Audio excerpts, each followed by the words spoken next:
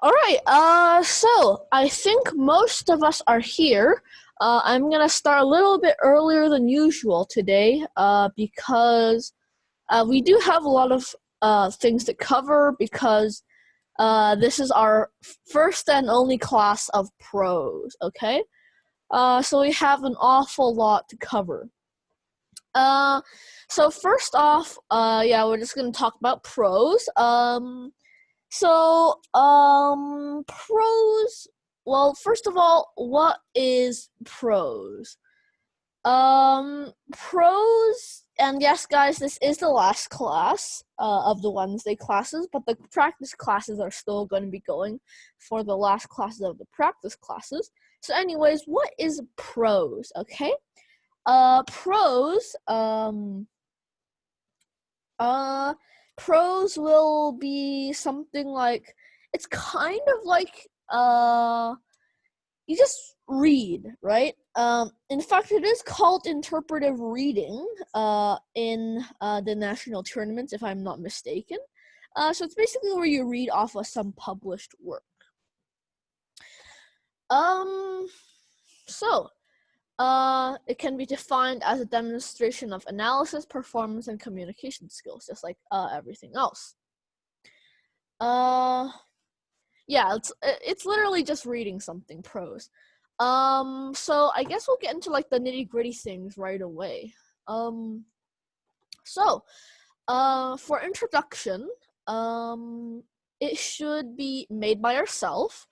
And it should be informal from you to the judges. Okay, so at first, like in our prose, yes, it is just reading something, but when you read the thing before you read your stuff, you have to do an introduction, right? The introduction would basically be kind of just like to give the audience some context or some information that would be helpful for them, right? A question. Yes. Can you also like use like a maybe a hook, a question, or just a story to like grab their attention? Prose isn't really like that. Introduction should be like informal, almost like conversation, right? So don't apply like original oratory or impromptu to here. It should just be like informal from you to the judges. It's literally you just listing a bunch of facts, right? So, for example, if you had a book, and the book was, say, example book by example person, and the main character inside the book would be perhaps a person named Person Two. You would say basically, "Good evening. Today I'll be reading example book by example person. The main character of this book is Person Two." Yada yada yada. You would just keep on saying what happens till the book until the excerpt. And yeah. So the introduction should be relatively short, not exceeding 200 words. That's the official rules, and it kind of sets a tone, right? So basically, the things that we can carry over from impromptu to prose in our introduction would be the presentation aspect, right? We want to set a tone. If the thing that you're going to be reading is sad, you want to say it like a more monotonous way. If it's really happy or exciting, you want to say it in an excited tone, right? So we'll set a tone for whatever else you're going to say. Although this isn't already here, I'll annotate to kind of fill it in. So, our introduction should be made of 3 parts, right? The first one will be information. Anyways, this is the thing that I did anyway. So the first we will talk about information. Then we will talk about then you should talk about what you're going to talk about. And last of all, you want to tell why you chose it, right? So, for example, if the part of your book is like a very dramatic chase, you want to for the information part, you would talk about what happened before the chase, right? And you can say what you're going to talk about. Don't explain everything in detail. Just like say, I'm going to talk about in this interpretive reading or this prose, I'm going to talk about a section where there's a very dramatic chase. And then you can say why you chose it. I chose it because it was very exciting and it demonstrates the author's skill of verbs or whatever. So that would be kind of an example. So basically, it's to give the audience a greater understanding of everything, right? And remember not to overdo it, just to give everything that's essential, okay? Because otherwise, why would they want to listen to your prose instead of your introduction, right? So never overdo it. Just don't. And also you have to remember that the audience have no idea what your piece is about, right? A lot of people, it's actually quite hard because you know the piece inside and out, while the judges have no idea. So your introduction has to cover literally everything. So, for example, in your speech, maybe person 2 will seem like, oh, it's so obvious what his personality is, but the judges don't know anything about him. It might seem obvious, but a lot of people actually fall into this trap where they think that something is obvious. All right. Do we have to stand when we're doing our speech in the tournament? In prose, you do not have to stand, nor do you have to do an ordinal oratory. Yeah, you don't have to stand. It's your choice. But I would recommend standing up because it gives you a lot more room to make hand gestures and such, right? Next. So, now we're going to go through some tips about prose, okay? So the first tip will be the piece, okay? What do you want to pick?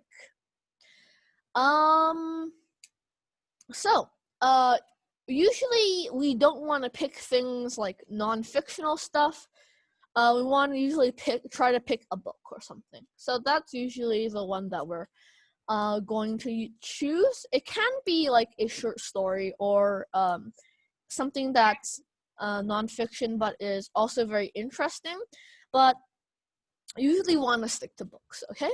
And I got a question. Yes? My mom said that I could read anything, and then my mom said I should read this. I already was practicing it, but my mom told me to read this bedtime story. Anything is fine, really. So there's nothing that's like banned as long as it's appropriate. It's just that choosing a book will usually be better. So a bedtime story would be actually quite good. As long as it's interesting, right? So, for prose, what do we want in our piece? Okay, so it first of all has to be interesting. Then it has to be emotion inducing, whatever emotion, whether it be sadness, inspiration, happiness, excitement. So it induces emotion. The more emotion, the better. A very, very sad piece is always better than a slightly sad piece, or a very, very exciting piece is always better than a slightly exciting piece. Okay. So very emotion inducing. And the last one is appropriate, as always. So that's like some things to look out for when doing a piece. Some other nitty things are yes? What is a piece again? Oh, a piece is basically the thing you're presenting, basically. Just the thing you're reading off of. That's okay. A piece. Yeah, sorry if I didn't make that clear. So some other things that you might want to watch out for is pieces with dialogue are usually very good. But without dialogue is also fine as long as you do it very well. Dialogue is recommended though. While you're doing dialogue, you want to use different voices for characters, and for selecting your piece, try to go for a unique thing. Don't use Harry Potter because a lot of people already know what's inside. What is dialogue? Like a person speaking? Dialogue is basically like person 1 said this while person 2 said that. So do you have any other questions? No other questions? Okay. So for the tournament, yes, the contest is prose, but there's also original oratory and impromptu. You guys will be doing all 3, okay? Wait, will you say like how much points like each take? Impromptu will be so for example, if prose gave you 1 point, original oratory will give you 2 points, and impromptu will give you 3 points. Because we do want to emphasize impromptu here because it's the hardest one, and yeah, it's the one that we kind of want to focus on. All right, so I guess we can go on to the next one. So preparation, how do we prepare for prose? So this is how you do it. Usually, since you can't since you can't have your introduction on a script, but you're required to have your book on a script, this is what you'll probably do. For example, I'll just annotate again here. So pretend that there was a very interesting chase. So we would say person was chasing person 2, okay? And then maybe inside the middle of the story, it would be something like, just as that happened, person thought of dinner, right? So, and then it will basically be, then it will continue to the chase. Wow, I cannot spell.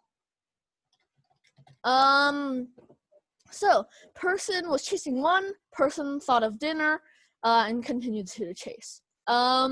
So because this is like that, we don't want it, right? It's okay to delete it. And because continue to the chase isn't very like you know, very detailed, you could say and then person continued the chase. Yeah, something like that, right? So it's okay to make edits as long as it's nothing too obvious. So you can make deletes, you can add some stuff, you can change the grammar. Anything really is fine. Say there was some uncomfortable thing that you're about to present, you can completely delete that. You can delete things to make your speech shorter. Yeah, stuff like that. So so basically, you'll copy and paste the thing that you're going to present onto like a Google Doc. You'll make some tweaks. And because we are allowed to use prepared scripts in prose, it's actually required. You can say something like this. The quick brown fox jumps over the lazy dog, right? And just copy paste that. So pretend that these are your sentences, right? And you want to emphasize the word jumps. Don't be afraid to make it in all caps. And if you want to make it even more emphasized, don't be afraid to leave a pause, right? So a good way to remember something is always pause on periods, always pause on new paragraphs. And if you want to put a pause in the middle, people would sometimes use a slash for an extra long pause. So you might want to do 2 slashes.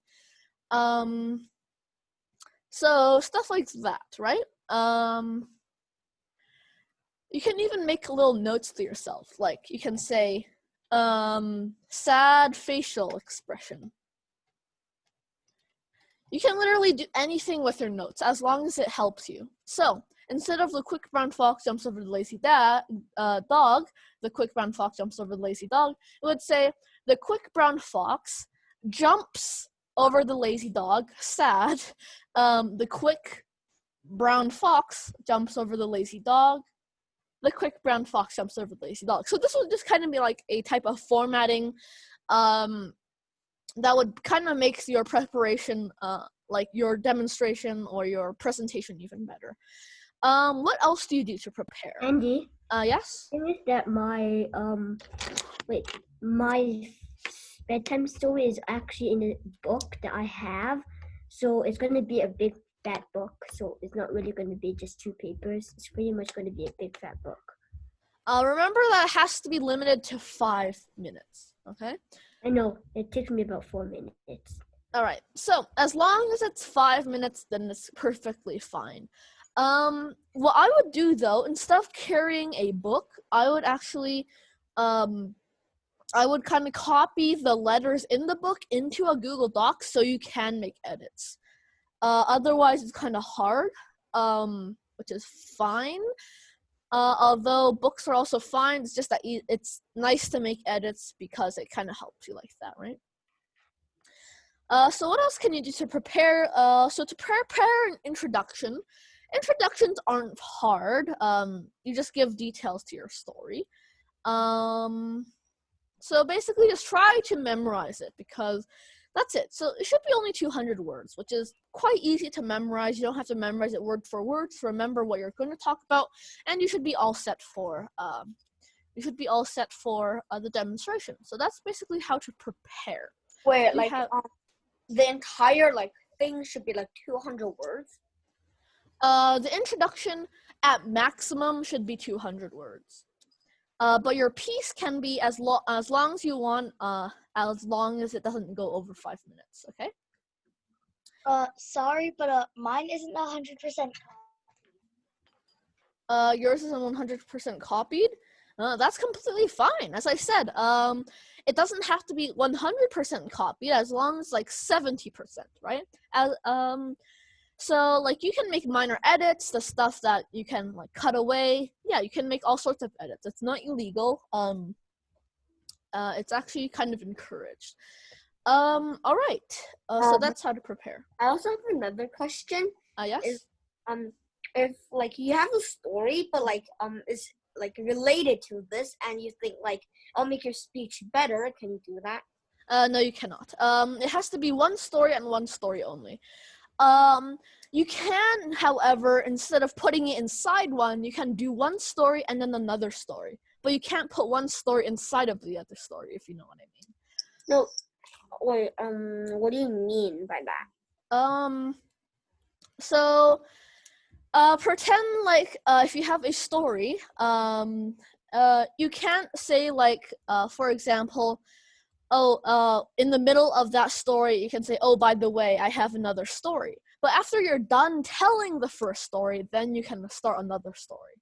So, if you have a story in your hook, you finish telling it, and you say another story, is that okay?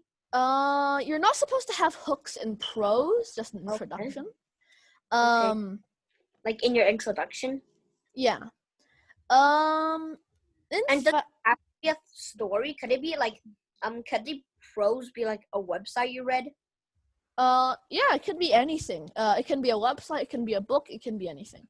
As long as it's good, as long as it's emotion inducing, right? So we don't want to do a research paper, unless it invokes a lot of inspiration. So yeah, and try to keep the stuff with dialogue because that's usually more interesting for the judges, right? Yeah, an introduction is basically just to prepare the audience so that they understand what you'll read. So it doesn't grab the person's attention. It doesn't do anything inside a hook. It's just basically just to provide context. That's literally it. That's all the introduction is. No hooks, no story hooks, no nothing. So you should be only telling one or multiple stories not inside each other, but next to each other, okay? For example, I'll annotate again. Oh, my computer seems... All right, so there we go. So for example, if we have a story, for example, the quick brown fox jumps over the lazy dog, and another one like that says tissue paper is white, right? We can say the quick brown fox jumps over the lazy dog, and then tissue paper is white, but we can't say the quick brown fox, by the way, tissue paper is white, jumps over the lazy dog. So we can't insert a story inside another one. We can only put them beside each other, if you know what I mean. So you do have to always mention like the title and the author to let the audience know it is a book by others, not your own impromptu speech. So everything except the impromptu should be mostly done by other people, right? So yeah, next. Next. All right. What the judges are looking for. Judges are not looking for organization. They're not looking for logic. They're not looking for examples. All they're looking for is presentation. Remember that. Presentation is everything in prose. And what should you do post-delivery? Post-delivery would basically just be to learn off your mistakes, learn from everybody else. So that's basically all the prose tips. Now let's get into all the rules. So each round, the contestant must read a selection from a published work. All right, that would be your piece. A brief introduction must be given, but must not exceed 200 words. 2 or more selections may be joined with a transition, but they can't be inserted within each other, right? Scripts must be held and given the illusion of reading. Even if you are really good and you memorize the entire thing, you have to make it look like you're reading something, right? You can sit or stand, anything is fine. 7 minutes maximum, no minimum. In our tournament, we're going to limit it to 5 because we won't have enough time for 7 minutes each, and we have a 15 seconds grace. So is that clear to everybody? Any confusion? Anything I need to clear up? All right, very, very good. Next. So judging, there's a lot to cover here. Wait, I have a question.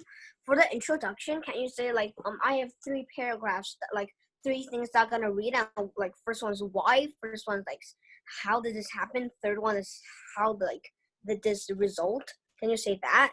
As long as it's in the work. For example, your introduction. So in context that might work. For example, the first part of the thing I'm gonna read is this, then that, and that. But you cannot like separate your work into 3 different categories. Okay. Okay. So remember that original oratory is basically polar opposites from prose, right? So everything you're saying is literally going to be about presentation. It doesn't matter if you use any organization, so don't use organization. It doesn't matter. But can you use like first I'm saying this, and you finish talking about that. Secondly, listen this. As long as it's in the work that you're reading out. So if the work says first I'm gonna be talking about this, then it's okay. But otherwise, then don't. Okay. So for example, I'll actually use annotation again. It's a good tool. So if our if our work is like this, if the script says why, how, when, then your introduction can say, first I'll be talking about why, how, and when. But then if it doesn't say that, then you can't like, it's not original oratory or impromptu. Everything you say in impromptu should be should be details and context, not anything to give you more organization or more examples or anything. Yeah. So let's get to judging. The evaluation of an effective speaker in formal competition is identical to the daily assessment of speakers who communicate views in public. That's the same for everything else. The major criteria for evaluation are: did this speaker have sufficient impact to inform, entertain, or persuade? So that should be your piece. In a formal competition, we ask the judges to apply these criteria to presentations to evaluate speakers in the same manner as they would in a real life situation. Yada, yada, yada. So, the rules. Contestants will present an effective reading of good literature. Prose, poetry, drama, serious or humorous, so that the audience can experience the ideas and feelings which inspired the author. So that's the key point in prose. In each round, the contestant must read a selection from a published work, so it has to be published. The selection may be drama or prose. Two or more separate selections may be read if they're from an integrated theme. A brief introduction must be given, but they must not exceed 200 words. Can be joined with a transition. Yeah. Okay, so yeah, we already covered most of those rules. So next we will have our other judging. So basically this will be like the ranking procedure. So this will be okay, so this will be basically how the judges determine who wins or loses. In our tournament, however, we're not going to use the ranking procedure. We're going to use a point system. Okay, so oral interpretation of prose worksheet. Remember, a short quality speech should be rated more highly than a long, ineffective one. Fill in the contestant's number. Yes? If we do it like today, can we have like, can you rate it? Not for a prose, not today.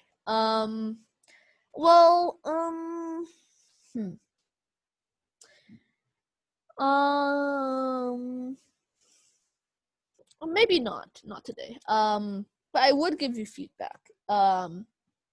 Yeah. Because the point system that I use to judge, to do in these classes will be different from the one in the tournament. So, judging. So this is basically the stuff that we're going to be judging. Remember that it used to be like organization, examples, logic, presentation. Instead, now it's introduction, how well your introduction was, the meaning, emotion, voice, and body. So this is the stuff that you're going to be judges on. So it doesn't matter whether or not your piece is organized or not. So this is basically everything that you're going to be judged on. So your introduction, it has to be conversational. So it cannot be it's basically, for example, if you're with a judge's like friends and you're just talking about something, right? And it should give the appropriate information, right?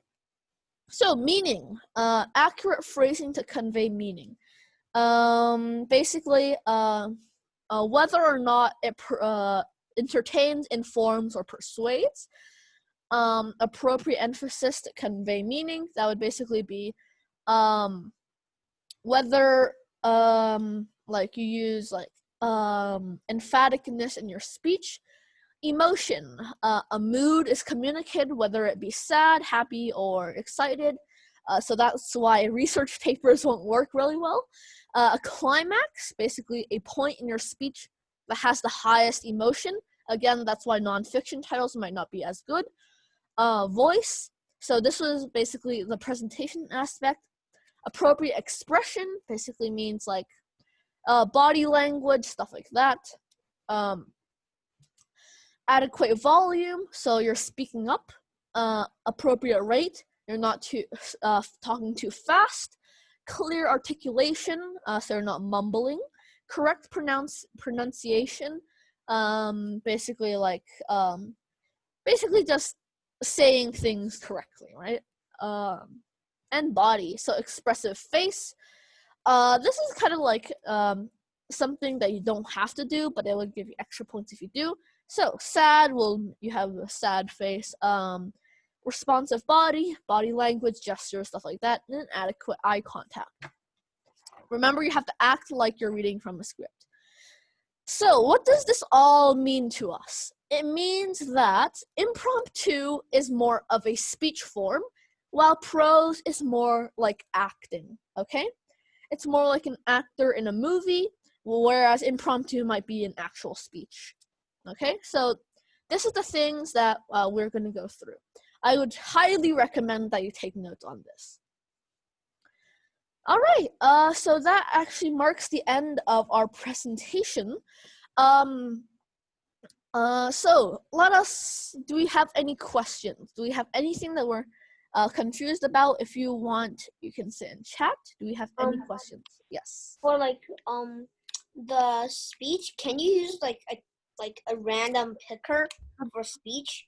Could you go back to the judging one, like how they judge you by like the meeting and stuff? Yeah. This. What do you mean by using a random picker? Like a random name picker? You mean for the order of who's presenting? Yeah, this way I feel like it'll be easy. Okay, sure. Do we have any other questions? Remember, if you do not ask anything that you're confused on, then in the tournament it will be too late. I still don't understand what is a prose. What is a prose? In short, prose is basically where you find a book and you read the book. That's literally a prose. In short, basically. Do we have any other questions? But that's just so easy. Wouldn't that be good then? If you think it's easy, then It can't be that easy. remember, everybody else will think that it will easy. Remember, it's not about the content; it's about reading skill. In fact, I actually still have some remnants of something. You know what? I'll actually do a demonstration for you guys. Because I feel like it will help you guys a lot to understand. So this is, I no longer have my introduction on here, but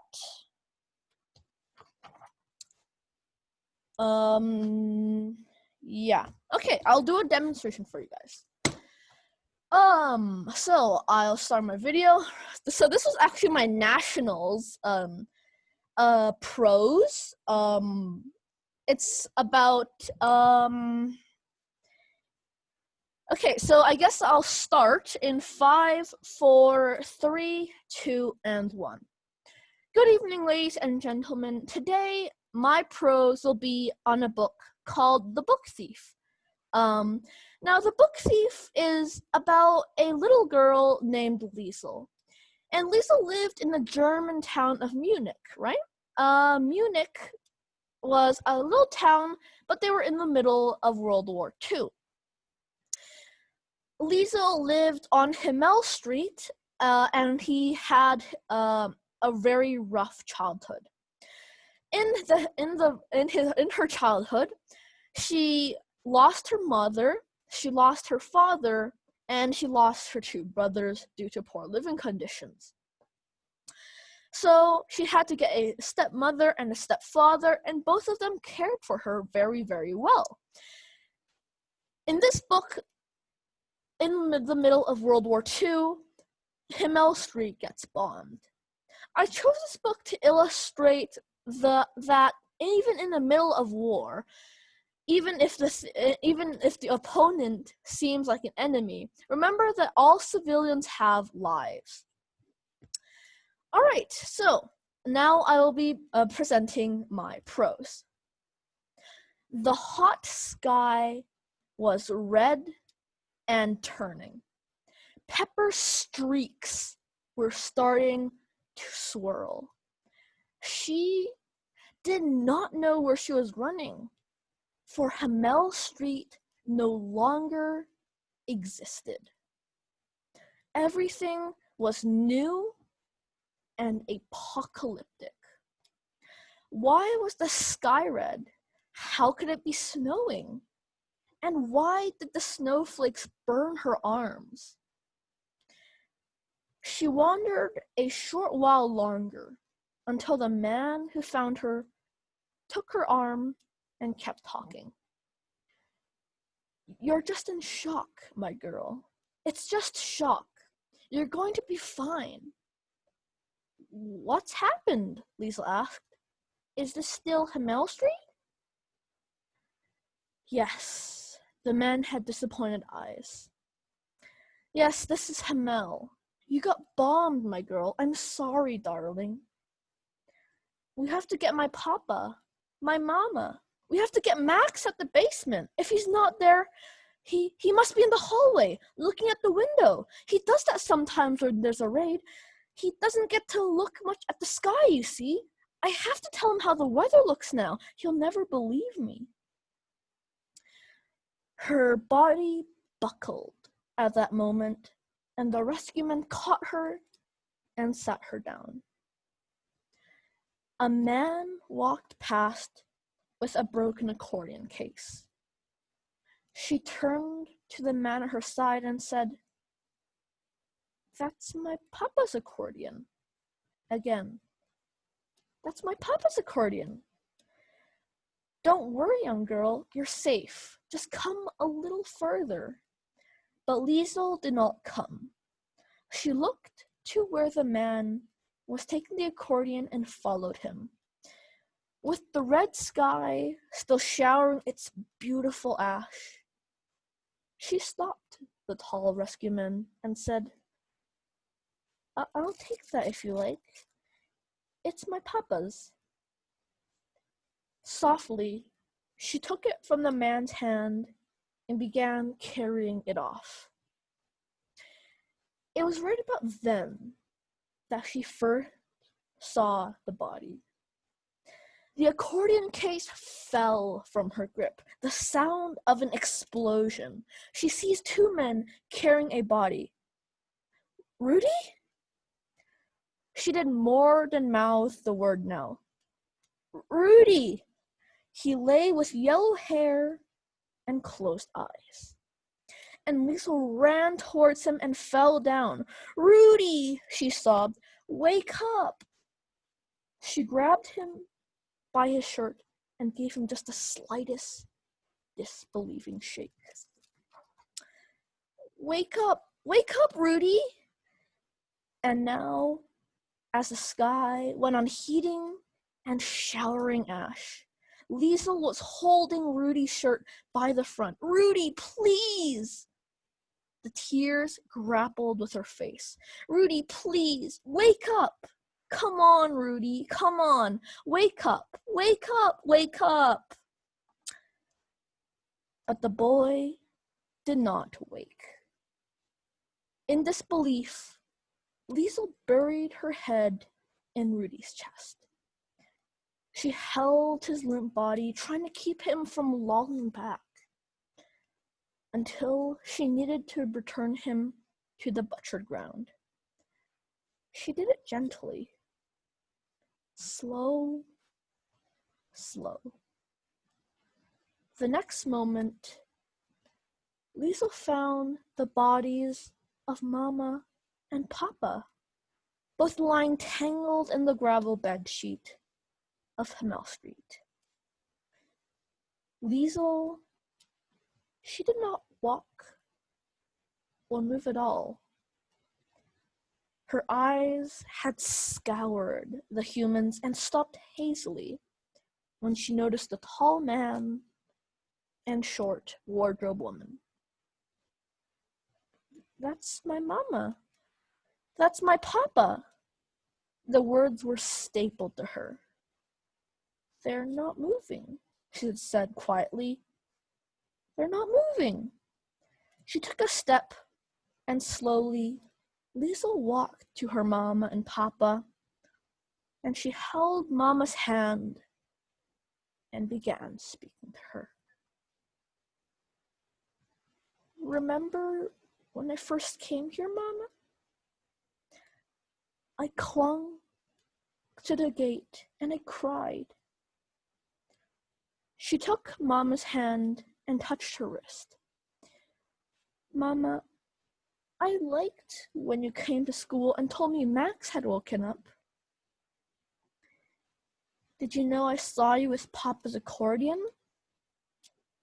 She tightened her grip on the hardening hand. I came and watched, and you were beautiful. You were so beautiful, Mama.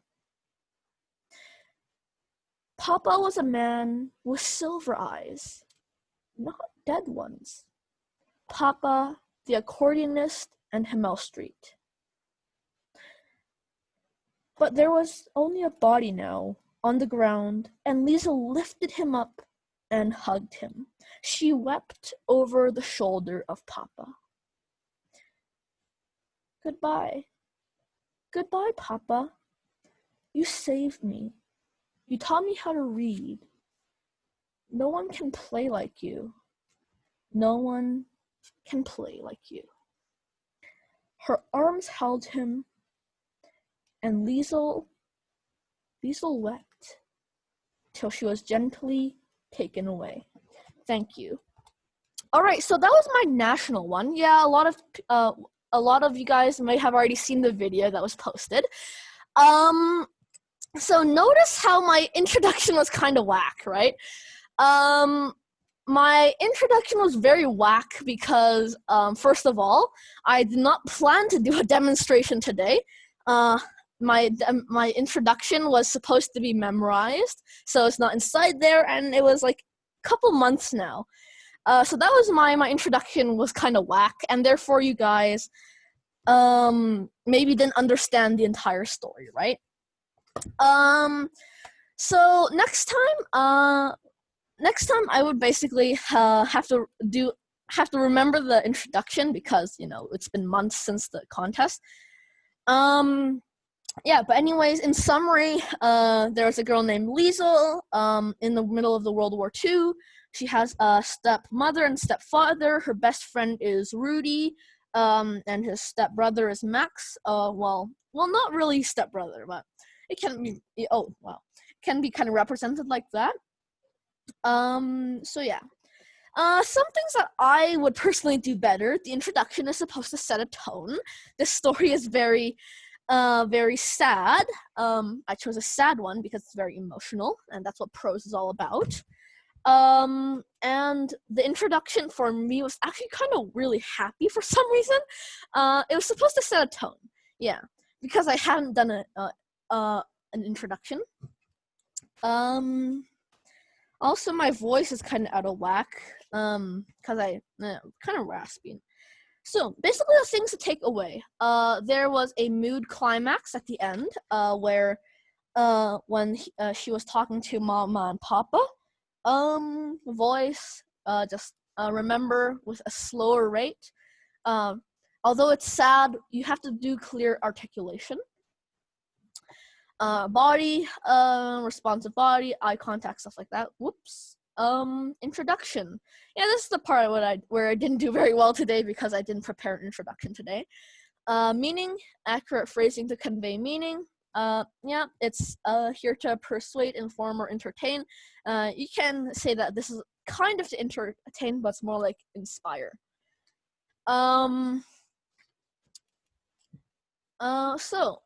Emotion, yeah. So that's basically prose, basically. And for the people who said that it was easy, remember, yes, reading is very easy, okay? But notice what I said versus the hot sky was red and turning, pepper streaks were starting to swirl. She did not know where she was running, for Himmel Street no longer existed. Everything was new and apocalyptic. Why was the sky red? How could it be snowing? And why did the snowflakes burn her arms? There's a massive difference, right? That's quick. Yes, that is very quick. No emotion at all. No intonation. There was no body language. There was no meaning. No introduction either. So you can see the difference between a good prose and a bad prose. Do you guys want me to do a bad prose for you guys just for fun? Yeah. Sure. All right. Oh so, yes. Why not? Totally. Okay, sure. Why not? I'll turn on the video. So yeah. So this is supposed to be like, do not do this. Okay. So this is like the polar opposite of what you're gonna do. Same piece, except that the first one is actually quite good. This one's gonna be very trash. Okay. So the hot sky was red and turning. Pepper streaks were starting to swirl. I can't do any of it. I don't want to do this anymore because I don't want you guys to pick up the bad habits, okay? So Okay, that was actually kind of bad. yeah, that was really bad. So my face was in the paper. My voice was small. I stuttered a lot. I didn't do an introduction. I was holding the paper, so I couldn't do any body language. No eye contact at all. Very quick stuttering and no meaning. It's the exact same story, but one is much more impactful. So that's basically a prose. All right, so now knowing that, now you guys will probably do better and have a better a better kind of knowledge of what prose is, right? So I'll exit out of full screen for you guys. Oh my god. Okay, so there we go. So I guess we'll do an online stopwatch. All right, actually, let me do attendance today. Can you do a random name picker? Yes, I will do that. So yes, Jeremy is here. Evan just talked in chat, so that's good. Is Jerry Zed here? Unfortunately not. I think Jerry was on vacation or something. Luke, yes, Luke is here. Luke, can you present today, or are the braces still bothering you? What am I gonna present? Your prose that you prepared. Or are the braces still bothering you? Oh, I was supposed to prepare a prose. Oh, okay. What did you prepare? No, that was for the tournament, Mama. I don't have one yet. I didn't prepare them, Mama. I never knew I had to prepare a prose today. Oh, okay. That's totally fine. Sorry for the confusion last class. Yeah, we were supposed to do a prose for the tournament and also for this class, so I can give you feedback, right? It's okay if the prose here is the one that you're presenting in the tournament also. No, I'm prepared for the tournament one though. That's for the tournament. Yeah, I know, but Mama, I'm not prepared. I just forgot. I didn't do the intro, and I didn't put it on the docs, Mama. And I did nothing else, Mommy. I guess you can sit this one out, okay? I guess you can if you want. I guess you can send me a video recording and I'll give you feedback later if you really want feedback. That goes along for the rest of you too. All right, David, did you prepare a prose? Oh no. Well, I mean, like, it is a good one. It isn't like really a pro. Yeah, this is kind of why I usually do demonstrations at the end, otherwise, yeah. So Jerry W says, what if the prose is not on the book and like I found it on a website? That's fine as long as it meets some some criteria, right? Like for judging, as long as the website has good meaning, it has emotion, and yeah, as long as it has meaning and emotion, then yeah, sure, you can use a website. Do we have any questions? All right, so I guess David will have to sit this one out too.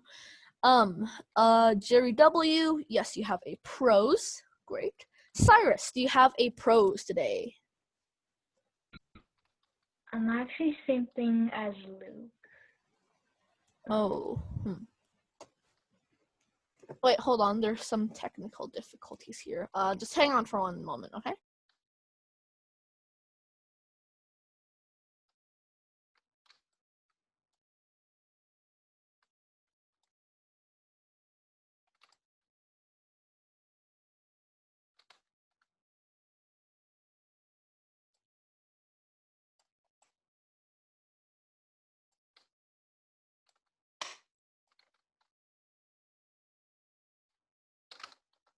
Oh, sorry, I almost had the wrong attendance list there. So, Jerry, yes, you have a prose to present. Alicia, do you have a prose to present? Alicia, did you prepare a prose? Okay, I guess you'll have to sit this one out too. Aries, did you prepare a prose? No. I guess you'll have to sit this one out too. Seneko is not here, so I cross all of her name too. Cyrus, did you prepare a prose? I said that I had the same problem as Luke. So do you have a prose to present today or not? No. No. Okay. And David said no. Heidi, do you have a prose to present today? Yes. All right. I changed like about half of the stuff. That's completely fine, as long as the judges can't tell, right? And guys, don't be discouraged by my speech, right? Because I practiced for literally weeks on that. But then I guess I also forgot a bunch when I'm now. So just don't be discouraged because, as you know, you will get better with time, and I am a national speaker. Jeremy, I think you prepared a prose today, right? Yes. All right. Michael, did you propose a? Did you do a prose? All right. Michael is not here. Tegan, did you prepare a prose? Yes. All right. Great. Tyler, did you prepare a prose? I thought it was original oratory. Right. That was kind of that was a bit foggy on my part. Sorry for that. Remember that if you're like kind of confused about the homework, remember there's always a recording from last class in the classroom. Just kind of click on that, right? Okay. ID, it doesn't matter if the judges tell because they can't mark you points off for changing too much, right? Because here, this is all the stuff that your judges are marking you on, right? So it doesn't say followed the script, right? Right. So Tyler, you prepared one, right? Oh no, sorry. Ethan, did you prepare one? Ethan L? I don't think Ethan L is here actually. Oh. Is there anybody that I missed today? All right, great. So today we'll actually only have 4 people. I thought we were gonna have a lot to cover today. I guess we're just gonna talk about the tournament then after this. So, all right. So we only have 4 people. That should make it very easy for the not random number generator. Huh. Name pickers. There we go.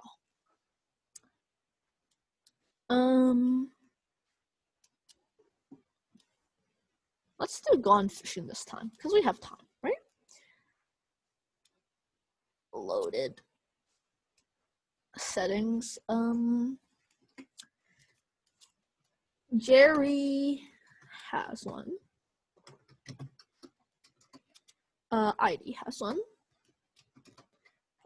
Jeremy. And Tegan.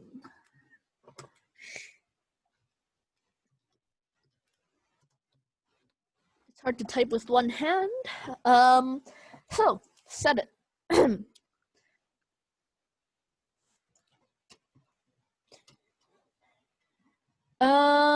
So the first person going today will be ID. The second person today. Oh, I forgot to remove it. Will be Jeremy. Yeah, how do you even remove those? Oh, there we go. So Tegan will be going third, which means that Jerry W will be going fourth. Hey, okay. Okay, let's just remove everything else. There we go. So, up first, we will have, I'll use some of these sensory timers. So up first, we will have ID. So, grab out your script, grab out your book, whatever. My script's on the computer. Oh, that's completely fine, actually. Wait, is it okay if like our script isn't like exactly the same as you did because like we never knew about it? Exactly, yeah. That's basically, that's completely fine, right? Because you guys did not know. Be, like have emotions or like Yeah, stuff. yeah. It's kind of confusing. This is more like a kind of like a pre-test. Send the homework through email or Gmail or what? The homework. For this class or last class?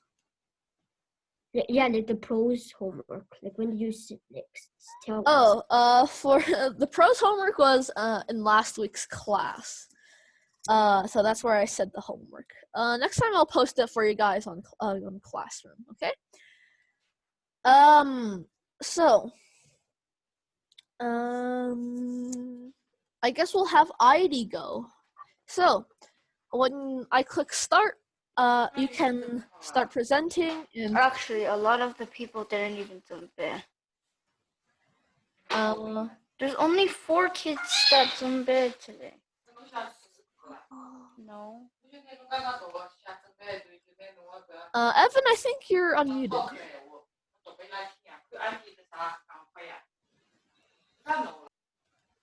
Okay, there we go.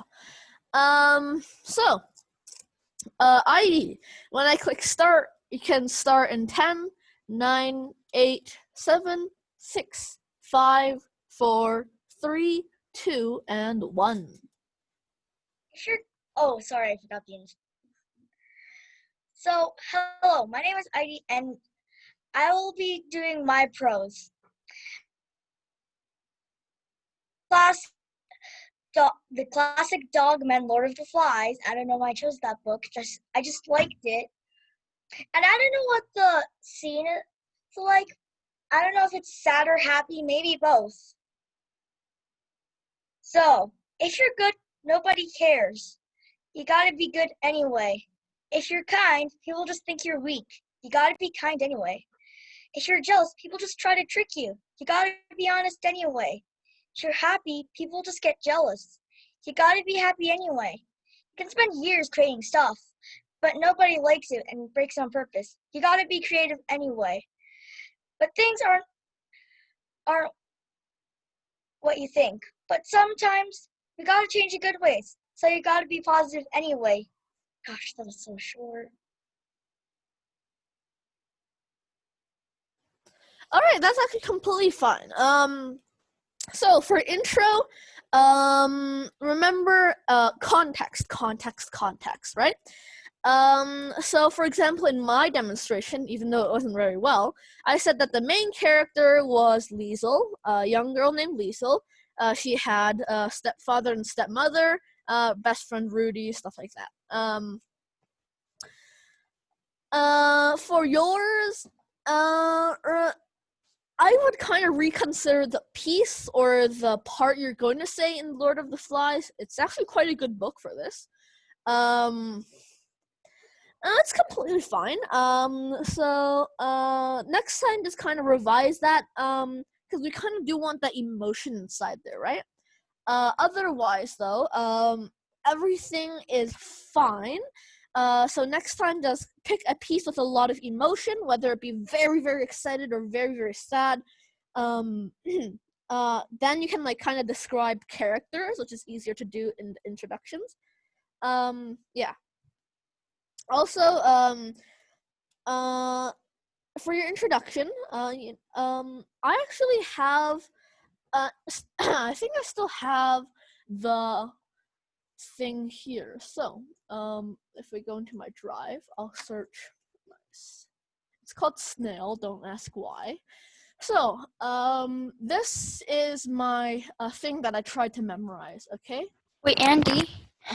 My mom said if I was allowed to like present my prose speech today. Yeah, you're completely fine. Evan. Oh yeah. Even though you're not on my list, I'll allow you to do it today, Evan, because it's our last class, and yeah. So this was my introduction for my my demonstration for today. The last edit was on May 10th. Wow, that was a long time ago. So, hello, my name is Andy Liu. The book I'll be reading today is The Book Thief by Marcus Zuzik. The Book Thief's main character was a German girl named Liesel. She was around 14 years of age and had a rough childhood. Blah, blah, blah. You guys can read over that if you want. Why is your dog named Snail? I don't know. I have no idea, honestly. I could have named it like Prose Introduction, but I just call it Snail. Don't ask why. So if we see how many words Is all your other dog like an animal name too? No, just this one.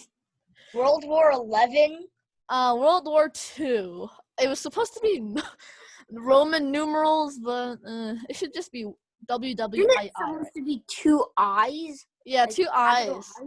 You did 2 ones. Yeah, 2 ones. Yeah, that's my bad. So if this was World War 11, this would be way in the future. Yeah. So this is 190 words, so basically on the edge. So it should be quite short, right? What you call 190 words short? It's actually quite short if you read it out, right? Well, yeah, but like, isn't like normal paragraph supposed to be like 150? It could be 150, but So today, if your guys' prose don't have an introduction, it's completely fine. It's like the learning process, right? So wait, yeah? if you have like the thing you prepared, can you just like quickly scan it and just make up an introduction like about it? Yeah, sure. Okay, I'll do that. You know what? Sorry, Heidi, for not giving you this time. But I guess I'll give you guys 5 minutes to prepare an introduction. So, when this timer ends, oh my god, I forgot to turn on there. Okay, so when this 5 minutes ends, so basically you can just take this time to write an introduction for your prose, and maybe make some minor edits or something.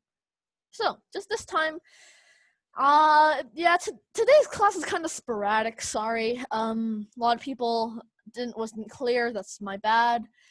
So just take this time to kind of prepare an introduction for your prose. Everyone else, you can take this as like a water break. You can, yeah, just kind of chill and relax. So, see you when the timer's done.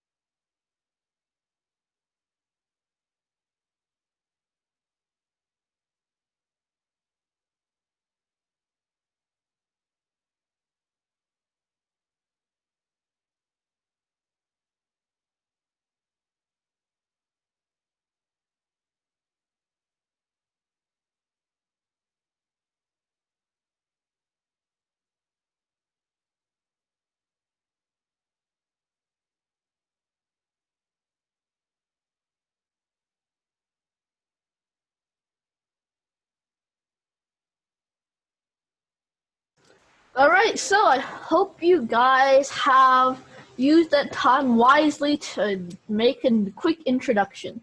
It's just supposed to be conversational. Introduction's not the most important thing. If you go into here, it's like 1/5, I guess.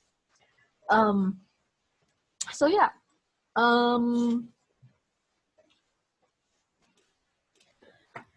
I guess we'll start with Jeremy now.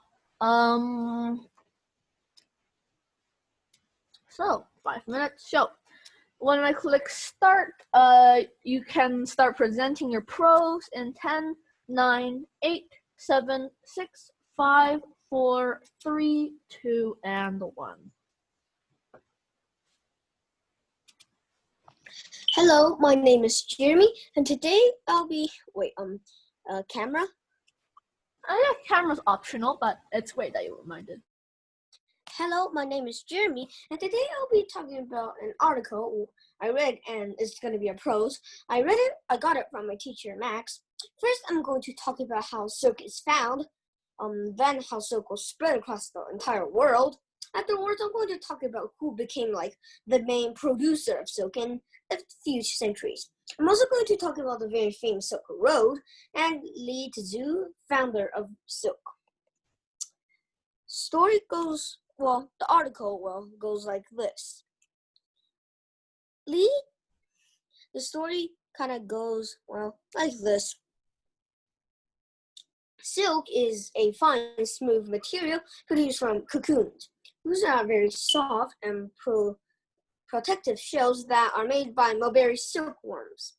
Legend has it that Li Tzu, wife of the ruler of China in about 3000 BC, discovered silkworms. This legend goes like this. She was taking a walk in the garden. Then she discovered that silkworms were responsible for the destruction of many mulberry trees. There were mulberry trees are like the earliest trees the silkworms grew on. She collected many cocoons and then sat to rest. When she was taking a sip of hot tea, one of the cocoons she collected landed in tea and then started to unravel into a very fine thread. Originally, only royalties were able to wear silk. The rule gradually relaxed until during the Qing dynasty, even peasants were allowed to wear silk. But during the Han dynasty, silk was so valuable that it was considered money. I'm pretty sure you won't consider this money, right? The demand for this very exotic fabric to the world eventually grew into a giant trading route named Silk Road. The Silk Road stretched over 6,000 kilometers. And that's from probably from here to China. No, from here to maybe Mexico, that long. While the Silk Road are native to China, the secret of silk making eventually reached the rest of the world, and Tulaisia of Spain was Arab's main silk producing center in the 10th century. However, though, by the 13th century, Arab's lead silk producer was a Italy producing place. Now, in the 19th century, the downfall of the European silk industry, but the cheaper Japanese silk traded was greatly facilitated. They sold it a lot. It was many of the bigger companies until after the Second World War, the Japan's silk production was restored, was improved, but then and today about in the 1970s, in the recent decades, China has gradually became this the world's biggest silk producer, and today around 125,000 tons of silk are produced, and 3/3 of them are basically in China. So now you know the story of silk, how it was created. Thank you.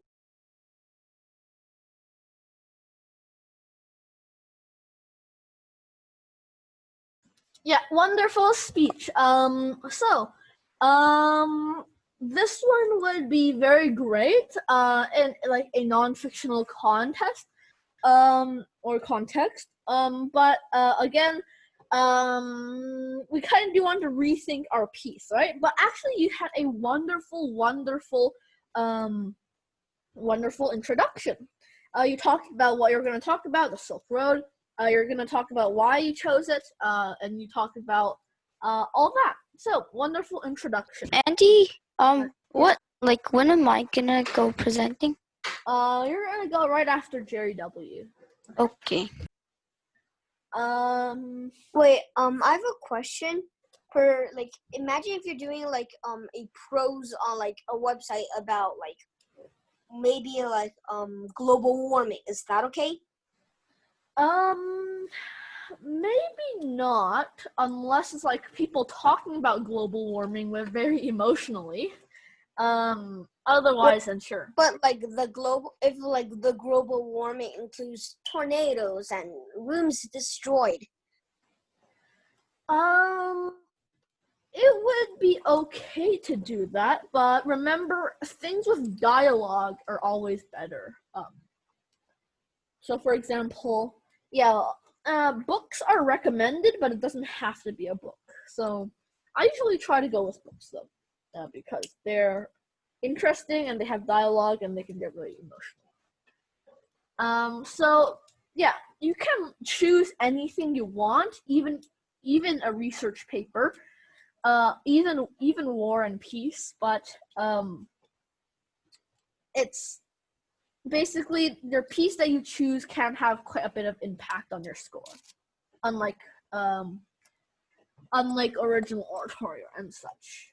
Well, maybe original oratory. Yeah, bad example. Okay, so when I click start, the next person, which is Tegan, will go in 10, 9, 8, 7, 6, 5, 4, 3, 2, and 1.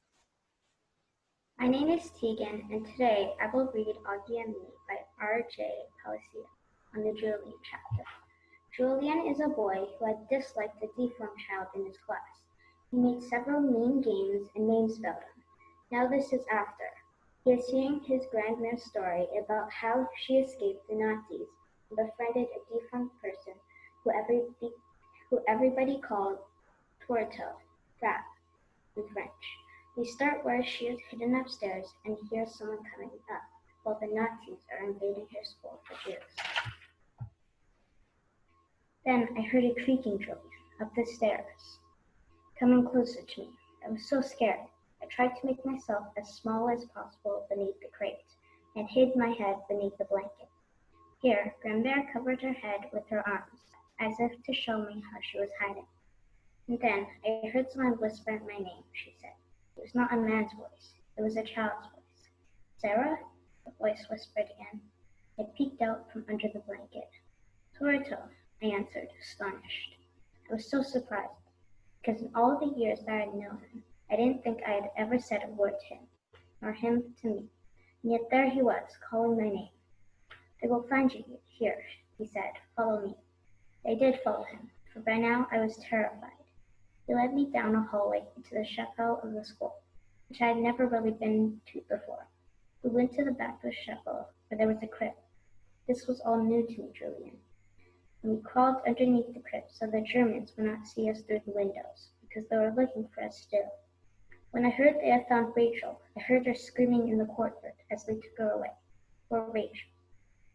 Torto took me down to the basement beneath the crypt. There must have been 100 steps at least. The years were not easy for Torto, as you can imagine, with his terrible limp and his 2 canes. But he hopped down the steps 2 at a time, looking behind him to make sure I was following. Finally, we arrived at a passage. It was so narrow, we had to walk sideways to get through. Then we were in the sewers.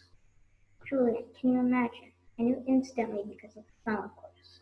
We were knee-deep in refuse. You can imagine the smell. We walked all night. It was so cold, Julian. Torto was such a kind boy, though.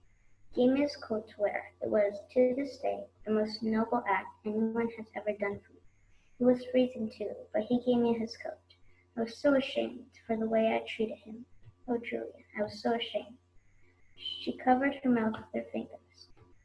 The sewers led to Villas, a small village about 50 kilometers away from our village. Maman and Papa had always avoided this town because of the smell. The sewers from Paris drained down into the farmland there. We wouldn't even eat apples grown in Danvers.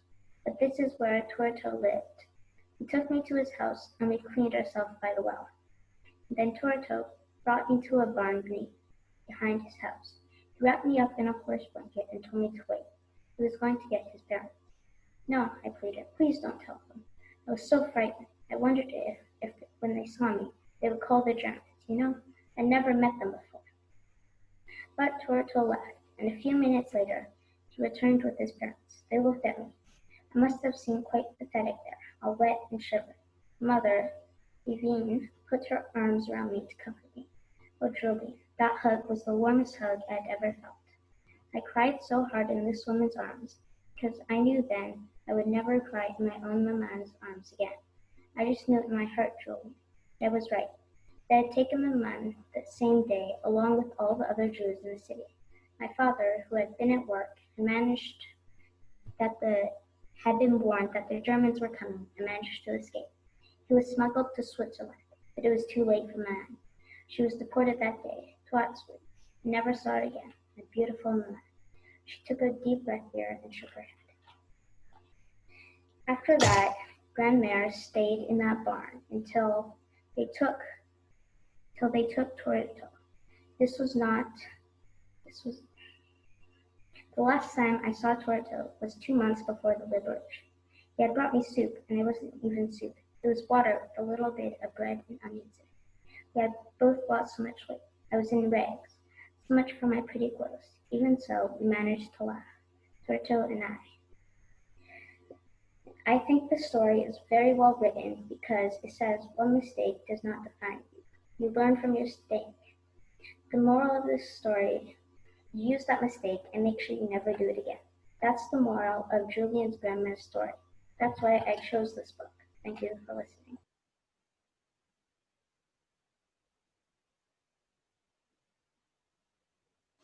All right, wonderful, wonderful. So that's extremely well done. So I loved your introduction. Everything in the introduction was flawless. The little remark at the end, I chose this book because it demonstrates that I think that could be put at the end of the introduction, because that's not part of your script. We usually do introduction then script. Anything that's not inside, we usually be sending the introduction. But otherwise, very well done. Basically for you, you got all of like the structure, the bones of all of the prose down. That's basically what a prose would look like.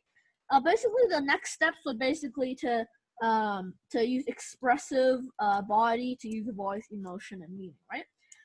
So just use a bunch of intonation, strategic pauses, and you'll get a very good speech already. I think you completely grasped the concept of prose. So wonderful work. All right. So we'll have our second last speaker for today. Jerry. Jerry, when I click start, you can start in 5, 4, 3, 2, and 1. Hello, my name is Jerry. Today I will be presenting my post from Rain Like Diamond. There was a queen who hoarded barrels of seed. The villagers needed barrels to eat, but the queen said no. So after they ran out of food, they had to starve until something interesting happened. The queen hoarded the barrel of seed, keeping them locked within her coffers. Among the diamonds, the gold, the strings of perfect pearls, remnants of the former days of prosperity and excess. The seeds would receive neither sun, nor water, nor nutrients from the soil until unlocked by the shining peace strung around her neck. Day after day, she sat upon her throne, and the villagers lined up before her, pleading. It was only her loyal guard, with their sharp swords glimmering in her Perecival who kept the villagers from severing her neck to get at that key. Have mercy, they cried as though their tears might change her mind. Our children need nourishment, they shouted as if she too hadn't been watching her own son grow thin and wan and dull. Just one barrel will keep us alive for a few days longer, yelled her chin high, her eyes downcast and sorrowful. I cannot. Thought it broke her heart, she spoke the truth. It was true. The meager meal would only sustain them for a day or two, but that would be one less barrel to count when the famine ended, when those who remained stood a chance. Nothing had grown for many seasons, till all the people's cupboards, barns, and storehouses and cellars were empty. All that remained with them were empty jars, dust on shelves, and if one breathed in deeply, the haunting memory of the scent of food. Yet even if the queen had thrown the seeds to those standing beneath her balcony, had given the seeds to the kingdom's best farmer, it was futile.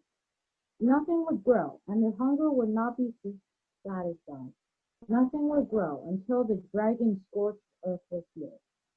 A messenger burst into the throne room. He gave. Once like a thoroughbred, was now the spindly stumble of one whose legs were too thin, whose ankles too prone to turn.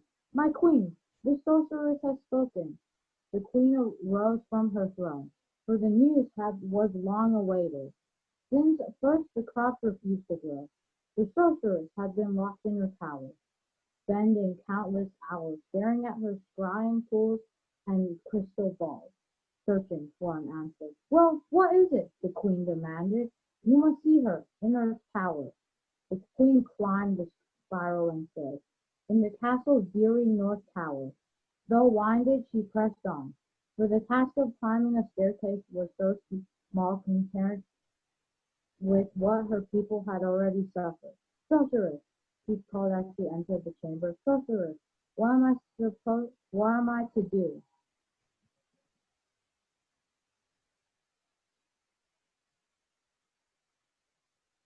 Okay. All right, a wonderful speech. So I really think that you did very well. But I'm correct me if I'm wrong, but I don't think I heard an introduction or just a very short one. So there's some room for improvement there. I think there's something with your microphone that made you like a bit soft. Like I think that's a microphone issue, but otherwise I think that you did very well. So your story was well picked. It's a story I heard Queen. It was in the medieval times, I'm supposing. I think that you did very well with intonation. You had some very nice emotion when you did the dialogue, which is good. When the characters were urgent, you spoke urgently. So yeah. So just get that microphone checked, and I think you will have a wonderful, wonderful, wonderful speech. Yeah, so I guess we can have our last speaker for today, Evan. So, Evan, when I click start, you can present in 9, 8, 7, 6, 5, 4, 3, 2, and 1. My speech is about a book called Wonder by R.J. Palacio. In the book, there is a boy named August, but his family mostly calls him Augie. He is a regular kid except for his face. He had many surgeries when he was a baby because his face came out deformed. All the doctors thought he was going to die, but miraculously, he survived. He has a mom named Isabel, a dad called Nate, and a sister under the name of Olivia, but everyone mostly calls her Via. August had never been to school before, and nobody wanted to go near him nor be his friend. He is in his lunchroom all by himself at a table until someone comes up to him and starts speaking to him. I will now read the chapter.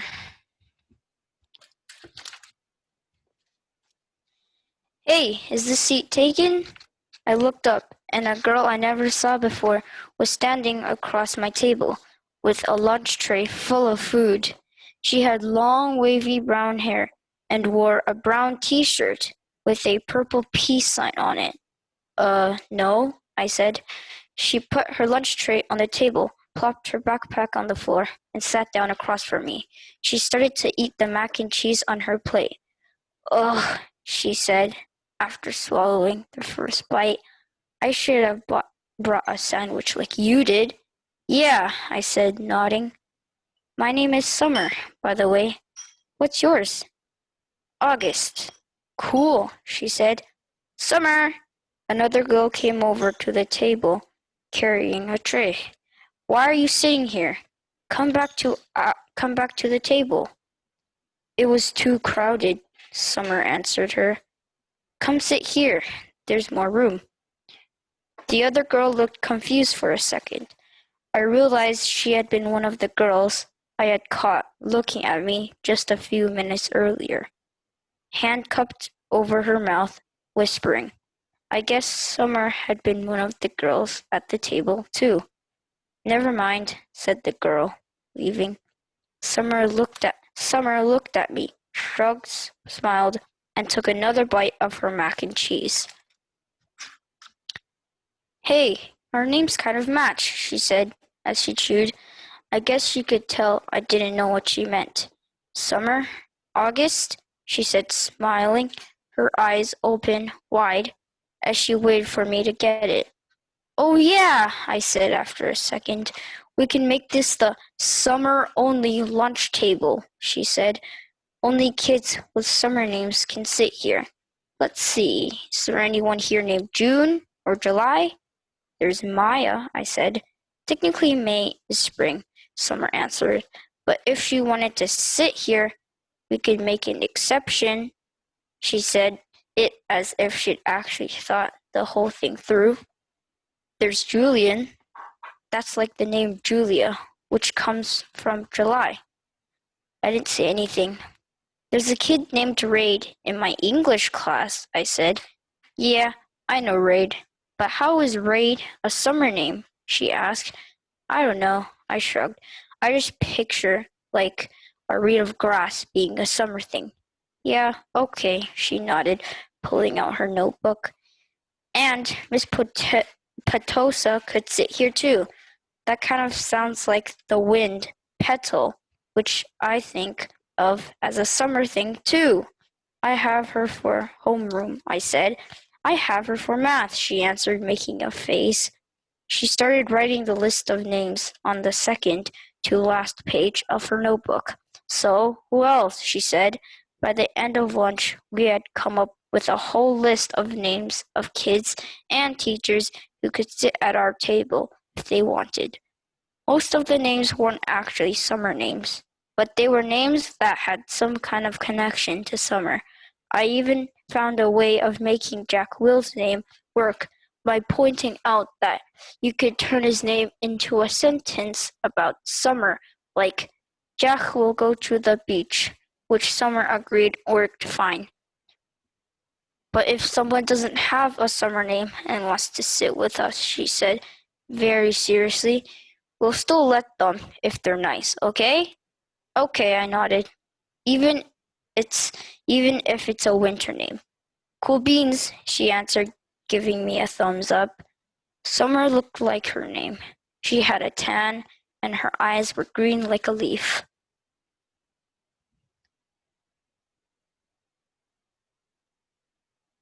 Wonderful, wonderful, wonderful prose. The introduction was very well done. I've actually read Wonder, so yeah, you provided a very well introduction. Wonder's actually a very good book. I highly suggest you guys read it. Very good introduction. You described everything leading up. Yes? I read the book, but is the movie good? I've never seen the movie. But the book is good, as far as I know. So, very good speech. I love your introduction. So your introduction provided all the details we needed to understand it. It provided like why you chose it, if I'm not mistaken, and it provided. Next time you can just provide like what will happen in your excerpt, right?